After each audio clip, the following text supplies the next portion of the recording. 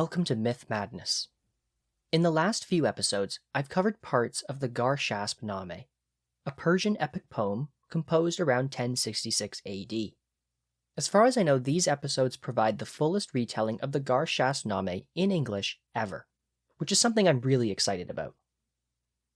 The Garshasp-Name is all about the hero Garshasp. My first episode covering the poem talked about Garshasp's ancestry and how he was descended from the legendary king of the world Jamshid, tying him into my earlier episodes on the first part of another epic poem called the Shahnameh. In the next episode, I talked about how a young Garshasp slayed a dragon, and compared this to earlier traditions of Garshasp as a heroic monster slayer in Zoroastrian religious texts. The previous episode told how, following his overlord Zahak's orders, Garshasp led an army into India and fought a war against a rebellious Indian king named Bahau from Serendib, or modern-day Sri Lanka.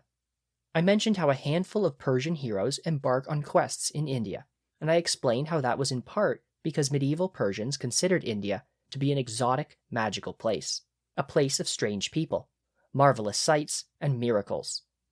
Last episode focused on the war with Bahau. This episode will focus more on the unusual and wonderful things Garshasp encountered in India. So here goes. With the rebel Bahau defeated and Serendib once again under the rule of the Persians' Indian ally Mirag, Garshasp's mission to India was complete. However, the hero's time in India was not finished. Fresh from his victory while staying in Serendib, Garshasp heard that on a nearby mountain lived a Brahmin, a great sage who was very wise. Brahmins are, technically speaking, a caste or fixed social group within Hindu society. Traditionally, Brahmin were the priests and keepers of sacred knowledge at Hindu temples and other social events. However, the word Brahmin appears in many ancient Indian texts, including non-Hindu ones, so the word may have sometimes been used to describe wise men from many different traditions. In Persian myths and legends, Brahmins appear as stock characters. There are many different heroes who interact with Brahmins, and the Brahmins typically answer the heroes' questions and give them special knowledge and advice. Usually, this happens in an isolated location, so that's what happens at this point in the Garshasp-Name. Garshasp learns about this Brahmin sage and decides he will go talk to him. Garshasp climbed the nearby mountain and found the Brahmin. The old man had a back crooked like a bow and eyebrows like the silver bark of a tree. His feet were bare and he wore a robe made from the leaves of trees. Garshasp tried to strike up a conversation with the sage. He asked the old man about the mountain, and the Brahmin replied that this was the place Adam came after leaving paradise. Garshasp asked the Brahmin why he lived alone on the mountain, and what he used for food if he wore herbs for clothing.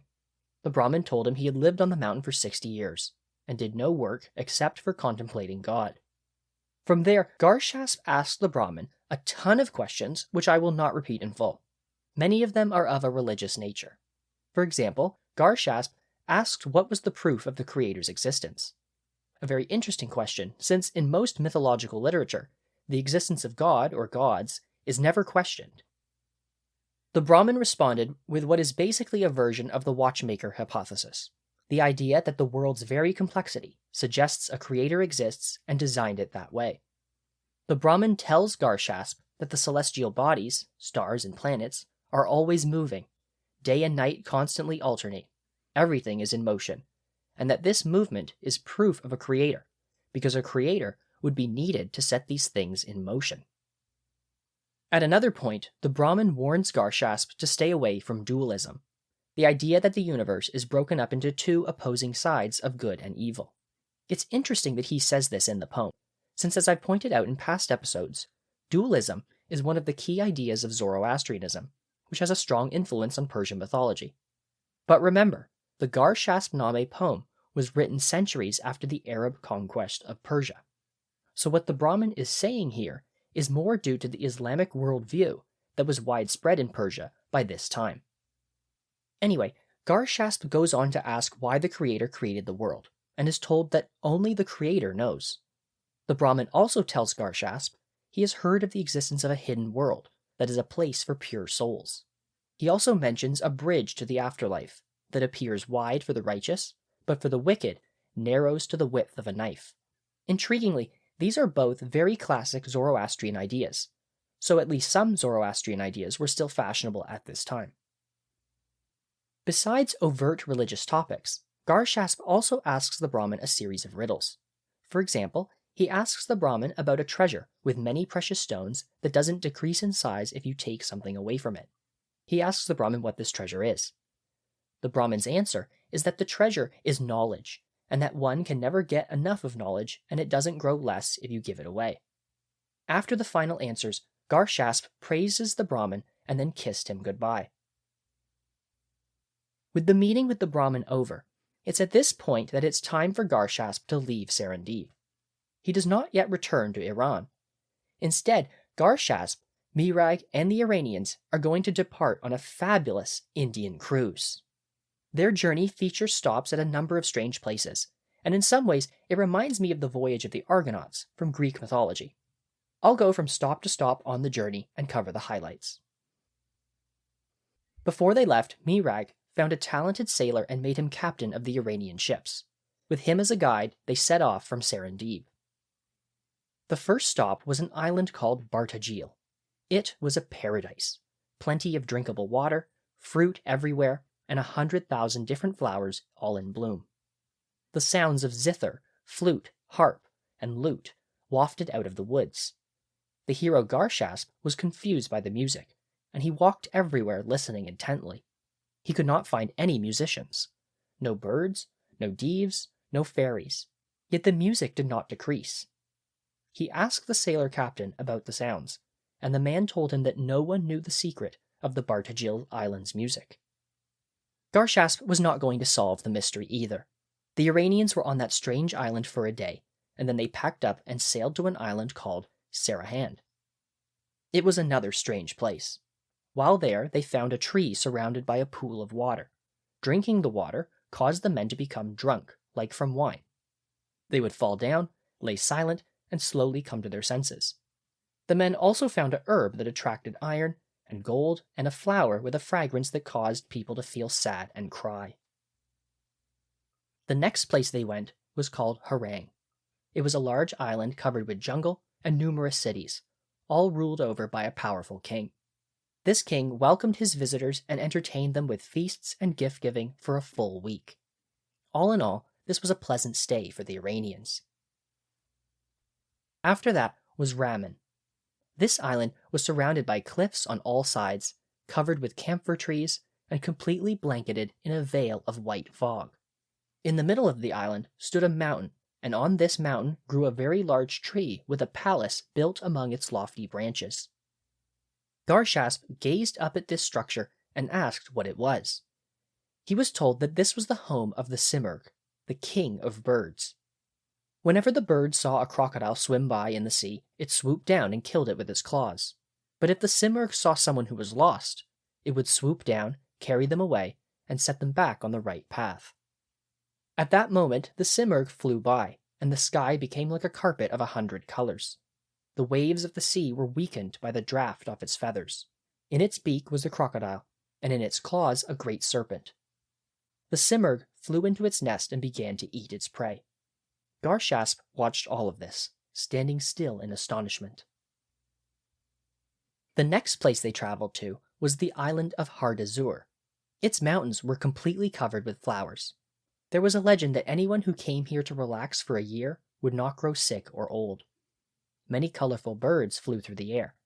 Garshasp drew an arrow and moved to shoot one of the birds, but the sailor captain quickly stopped him, saying these birds helped lost ships get back on their right path with their singing.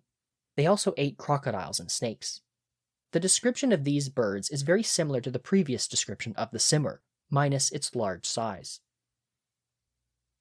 One of the next places was unlike the paradises they had visited before. This island was all thorns and rocks. The ground was covered with snakes and ants. There was little fresh water, only a spring of rose-scented water in a garden of flowers. Mirag knew this island and wished to show Garshasp the miracle of the water. He ordered one of the men to bring him a cloth veil full of flowers. Mirag hung the veil above the spring, and at that moment a fire flared up, burned all the flowers, but left the veil intact. Garshasp was amazed, and he asked many questions. Mirag told him that no one knew the secret of the spring, how fire flared up out of the water, and why it spared the Vale. On the island of Ascona, the Iranians found lemons so big that each one required 10 men to carry it. They also discovered the island was home to many kinds of deeves. The deeves were unusual creatures that did not look like humans. One had 3 kinds of feet. One had 2 heads and 4 eyes. One had a fish tail, claws like a lion, and its mouth and eyes were in the middle of its chest. One had the body of a horse and an elephant's trunk, a red face and dark blue limbs. One had a bull's head and tusks like a boar. Another looked like a human, but with colorful antlers. Perhaps surprisingly, Garshasp and the Iranians were not alarmed by the presence of these deeves, and they left the island without incident. Things were different at the island of Fezur. At first, the sailor captain wanted the fleet to sail past, but Garshasp asked him what the rush was. The sailor told him the island was home to countless rhinoceros. Each was taller than a bull and stronger than an elephant. They had a horn longer than a human arm and a body like a pillar of iron. With a single blow, they could bring down mountains. Of course, this was exactly the kind of thing that would get Garshasp's attention. He told the sailor he wasn't afraid of tigers or dragons, and now it was his wish to overcome the rhinoceroses. So Garshasp left the ship with his bow and arrow. As soon as he reached land, he could see a rhinoceros already charging towards him. Garshasp quickly launched an arrow into the beast's neck. After killing it, he went for a long hike until evening. All in all, he hunted 38 of the island's rhinoceros. After another brief stay on an island where they were welcomed to a feast, the fleet of ships sailed past an island that consisted of a large mountain, riddled with mines, and was home to a community of deeves. The deeves here were very tall. They had black faces and tusks like a wild boar's. But even with their monstrous appearance, they were not dangerous. Every day they combed their island's beach for shells. When they saw a ship come into view, they offered pearls and jewels in exchange for iron, which they apparently valued quite highly. When the Iranians arrived, they traded iron tools and weapons for jewels from the deeves' mines. And so the men became rich and sailed on. When the next island came into view, the Iranians could see nothing but dragons. The beasts were so large they could be seen from 2 miles away, circling the island's central mountain. Its rocks were stained black from their poison, and fire sparked from their throats. One of the dragons had long horns like those of a buffalo, possibly making this an echo of Garshasp's fight with the horned dragon in the earlier Zoroastrian literature. When Garshasp saw it, he prepared to fight. Everyone warned him not to go to shore. There were far too many dragons, and each was stronger than the one Garshasp had killed before. The sailor captain warned him about the dragon's poison, how their breath melted their prey like wax and caused blood to boil. But all these warnings only served to get the hero more excited. He declared he would not leave until a river of blood flowed from the horned dragon. And with that, Garshasp filled his quiver with arrows, put on his chainmail, grabbed his shield, club, and sword, and left the ship like a rumbling storm cloud. He didn't just kill the one horned dragon. He killed 5 others too. He cut their bodies to ribbons and impaled their severed heads on his spear. He then brought the grisly trophies back for the whole army to see. They marveled at Garshasp's strength and courage, and they left that island and sailed on. The next island they arrived at was covered with many forests. There were also many people there who worked as farmers, but also served as warriors. At that time, a large dead fish, which the poem describes as 700 cubits long, so around 1,000 feet or 300 meters, was washed up on the beach.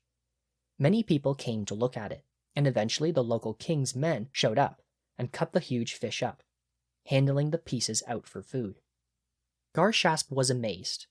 Mirag told him that a large fish like this showed up every year, and was often even bigger than the one on the beach. After talking about other fish and marvels of the sea, Garshasp, Mirag, and the Iranians stayed with the local king for a week, feasting and drinking, before continuing their travels. On the next island, they found lots of buffalo, but the real marvel was at the foot of a mountain. In a hole in the ground, the Iranians found strange plants that horrified them. The plants, if that's what they were, looked like people. They had a head, face, hair, body, feet, and hands. But the bodies were weak. When touched, the plant's limbs broke off, and whoever had touched them fell to the ground and lost their soul. The poem calls these plant people Astarang. They are essentially mandrakes. Mandrakes are actually real plants, with long roots that do sometimes look like human legs. In medieval Europe, mandrake plants were connected to several folklore beliefs and superstitions. Here, in the Garshaspnama, we have an Eastern version of the same thing. The Iranians avoided the Astarang. They tried to slaughter the island's buffalo before learning that whoever killed one of the buffaloes also immediately dropped dead. So, the Iranians made do with taking some sugarcane back to their ships and left this strange island behind them. The ship traveled on for 3 more days before it arrived at a tall island which was basically a mountain covered with caves and ravines. The surrounding air teemed with flying ants that were larger than sheep. The ants swooped upon the Iranians like fierce lions and killed more than 30 men by piercing them with stingers. The ants' bodies were hard and immune to spears and lances. Nevertheless, the Iranians were able to kill a few of them and chased the ants back to their nests in the island's caves. Inside, they found stalactites of gold hanging from the walls and more gold scattered across the floor. The Iranians took as much gold as they could carry back to their ship. They also brought a few dead ant specimens as well, for curiosities. Interestingly, outside of Persian mythology, the ancient Greek historian Herodotus also wrote about large gold-collecting ants. He described ants the size of foxes, which lived in a sandy desert in the east of Persia. People collected the gold dust the ants gathered. Herodotus likely got this story from somewhere, and this scene in the Garshaspnama is likely an echo of that same older folklore. 10 days later, Garshasp and the crew came to another island. All the inhabitants of this island had the tips of their noses cut off, and what was left was pierced with a ring. The sight made Garshasp suspicious. He asked what evil enemy had done this to the people.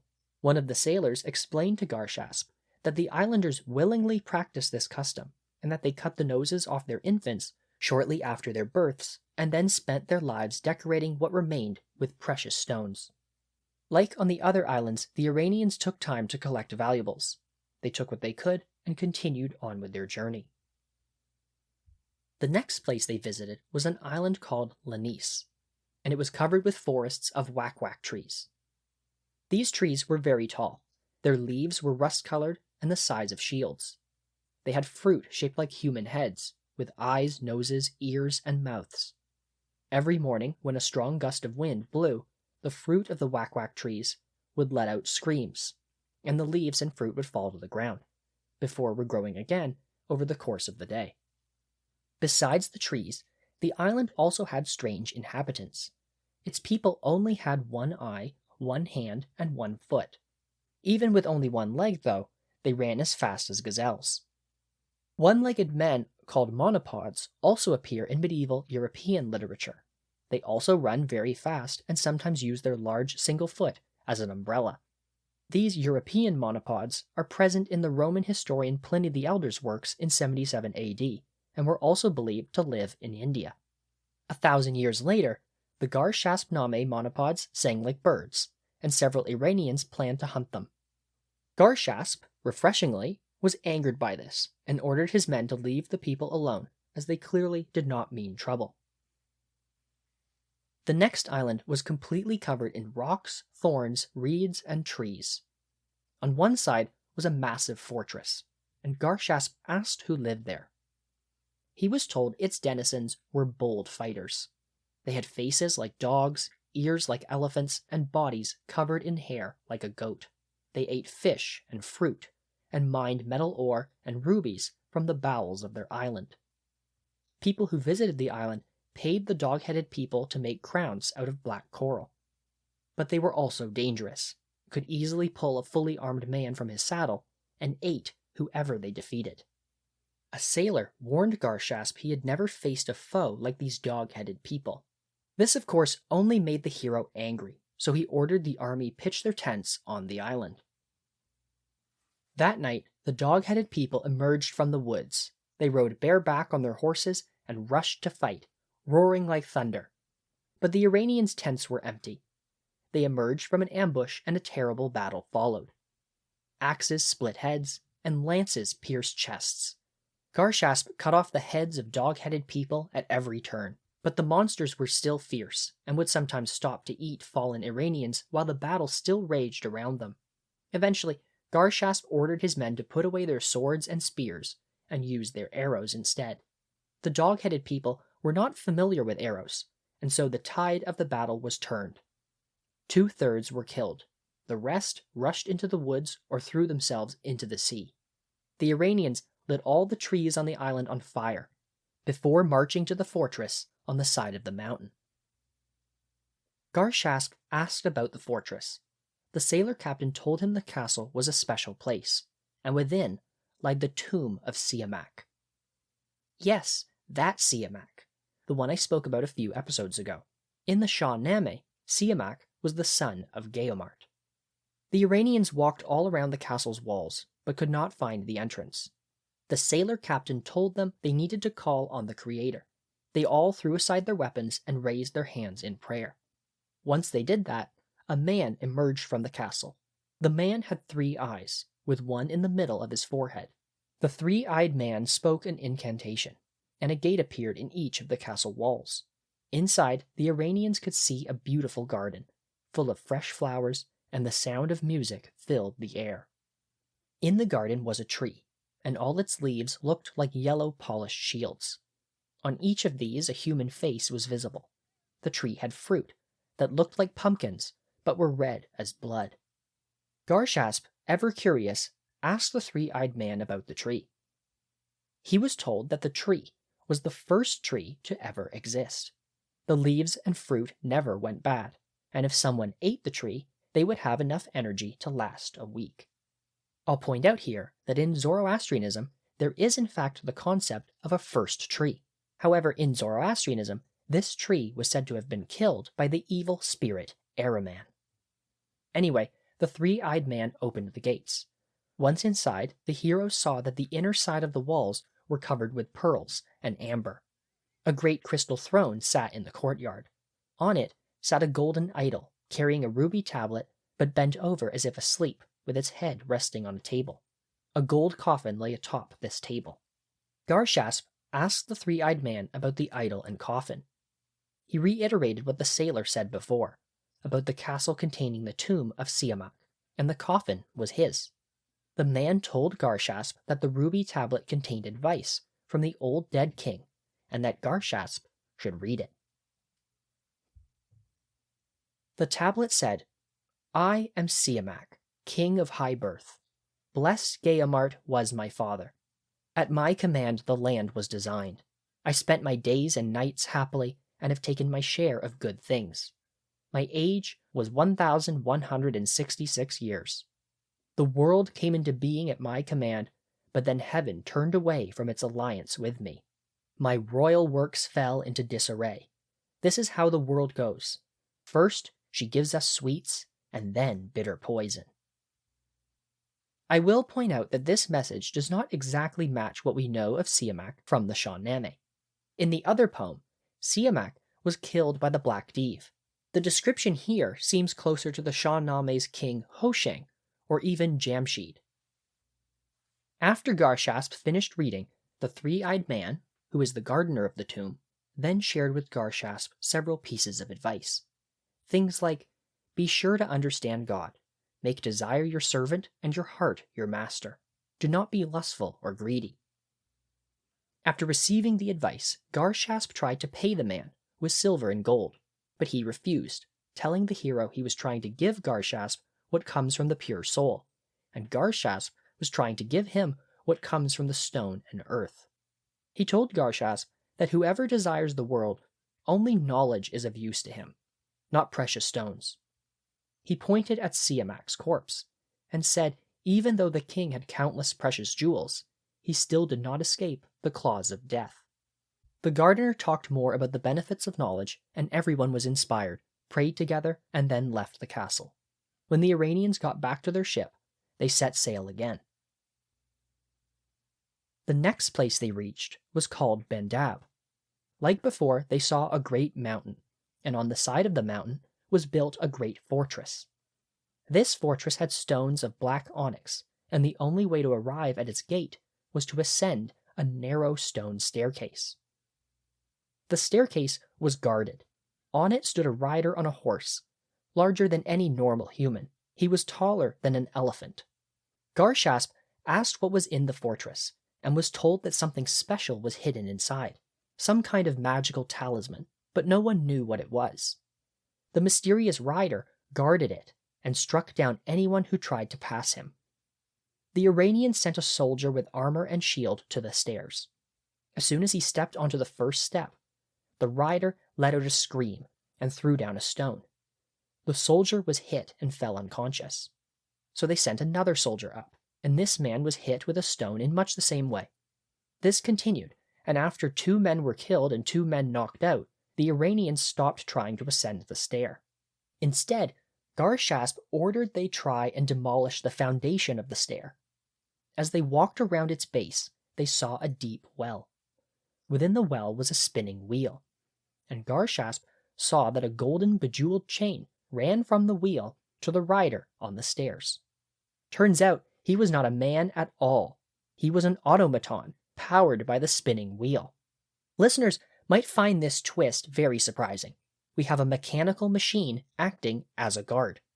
It's very sci-fi, even though the Garshaspnama was composed in 1066 AD. There are other similar examples of this, though, in other myths and legends. Several Arabian Nights stories feature automatons like this, and back in my episode on the Greek god Hephaestus, I talked about some possible examples in Greek mythology as well. Anyway, Garshasp broke the wheel and chain, throwing the fragments deeper into the well. As soon as the mechanism was destroyed, the rider fell forward off the stair, and the locked gate of the fortress swung open. Garshasp led the way through the gate, followed by hand-picked men from the ship. Within its walls, they found a small building made of bricks of gold and blue lapis lazuli stones. Around it stood 4 crystal pavilions, and within them hung the preserved bodies of many different creatures: thieves, men, elephants, crocodiles, deer, birds, and lions. In front of each of these pavilions was a tree made of gold, its leaves composed of emeralds and rubies. And in the shade of each tree, there was an empty throne. So, a beautiful building surrounded by 4 golden pavilions, 4 gold trees, and 4 thrones. All the treasure made the castle interior seem like a blooming garden during the day, and bright like a lamp during the hours of the night. Within the central building, the Iranians found a golden coffin, and Garshasp ordered the men to move it out into the treasure-filled yard. But it was an impossible task. Anyone who went near the coffin fell to the ground. Also inside was a fountain, and next to the fountain was a chair, and on the chair sat a man, a dead man, with a veil or shroud covering his face. Next to the man was a blue tablet covered with 30 lines of gold writing. Garshasp picked up the tablet and began to read, his face turning yellow with amazement. The message was addressed to him. The tablet said, "I am Tamaraz, world ruler and demon tamer, the son of the High King Hoshang. I made a fortress and collected many jewels and treasures, each with more value than an entire empire. You, Garshasp, hero and warrior, praise and greetings to you. When you see this talisman, remember our work. See that you do not bind your heart to the world, because the world is a beautiful juggler who is always playing a new game. She gives us a little on a long day, and then suddenly takes it away again. Turn away from her and cling to God instead. Even if you are a king like me, for the Creator, you are only a servant. Live so that when he calls you, you will not be ashamed of your sins. Oh, and P.S., don't move too close to the golden coffin in my tomb. It contains a few rings and bracelets that belonged to Eve." Here he's referring to the Abrahamic Eve from the Bible. The power of these items in the coffin will surely knock out anyone who approaches them. When you leave this palace, the fortress will be hidden and no one in the world will see it ever again. After reading, Garshasp and Mirag became sad, and all the Iranians cried together, lamenting this loss. Then they left the castle and returned to the ship to resume their long journey, and the castle, of course, disappeared. In this way, on this strange journey through India, Garshasp found and entered the tombs to two legendary and important Iranian kings. Why their tombs are in India is not explained, but each contained important advice and sacred knowledge for Garshasp to learn. After this, the Persians arrived on an island called Tamili. This is very likely Sri Lanka, which means the Iranians have now returned to where they started, and Garshasp's Indian cruise, or more properly, perhaps his cruise through Southeast Asia, is now over. Nevertheless, he was still far from home, so his travels through India were not yet finished. The Iranians left the sea and came to a great plain. Mirag now wanted to show Garshasp all the provinces of India that he ruled over. They traveled from city to city and were treated to much festivity and gifts. However, this part of the poem is limited. It tells of Garshasp's visits to a series of idol temples, and these visits appear to offer skeptical criticisms of idol worship. For example, people showed Garshasp a temple and said that when they prayed to the idol within, rain would come. Garshasp asked them to demonstrate this, but the people refused, saying that they already had enough water and it would not come any more. In another temple, there was an idol shaped like the moon. It floated in the air, unaided by any wires and unsupported by any pillars. What was the secret of the idol? It wasn't magic. The moon-shaped disc was made of iron.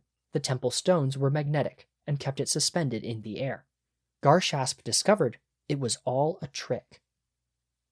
In another place, there was a throne with an idol seated upon it. In front stood a tree that bloomed with 7 kinds of fruit. Anyone who was sick became healthy after eating this fruit. But there was a catch. Above the tree hung a razor-sharp scythe. A shaman had to stand before the tree and sacrifice himself to the scythe to harvest the fruit. When Garshasp saw this, he cursed the idol and left. At another idol temple, the Iranians found a crowd of people gathered around another idol. A man holding a sword came forward, wanting to honor the idol. He stabbed himself in the stomach. He told the idol everything good and bad he had done, and then fell to the ground dead. The crowd shed tears for him, and then burned his corpse in a great fire. A second man then jumped into the fire and burnt himself to death. The author of the Garshaspnama even breaks the fourth wall to criticize this practice. He writes that man comes to God through religion and by making his heart shine, not by stabbing or burning himself.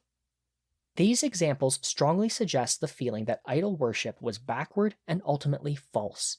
But after having Garshasp's experienced many wonderful things, why the change in tone? This anti-idol stance was very likely the general feeling in Persia at the time. Remember, Persia had been converted to Islam a few centuries before, and Islam takes a very dim view to idol worship in general. But it wasn't just Islam.